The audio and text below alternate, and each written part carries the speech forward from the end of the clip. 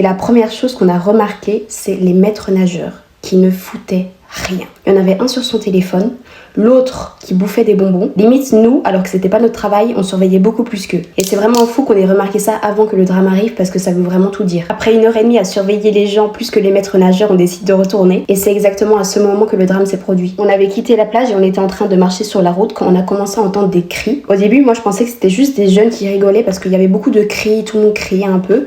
Comme il y avait beaucoup d'enfants aussi. Je vous jure, ça s'est produit tellement rapidement. En fait, c'est un jeune, je sais pas ce qu'il a eu, peut-être quelque chose au cœur, je sais pas, une crise ou j'en sais rien, qui était en train de nager avec ses amis et il a commencé à se noyer. Il était vraiment en train de se débattre dans l'eau et là, on n'a pas vu les maîtres nageurs. Ils ont pris une plombe à venir, vraiment. Du coup, à un moment donné, à force de se débattre dans l'eau, il y a eu de l'eau dans ses poumons et là, c'est à ce moment-là qu'il a coulé comme une pierre. Je savais pas du tout que c'était comme ça, mais une fois que t'as de l'eau dans tes poumons, tu coules, mais ça va très très vite. Il y a un ami à lui qui a essayé de le remonter à la surface en vain parce que prendre un corps, c'est hyper lourd. Et c'est enfin à ce moment-là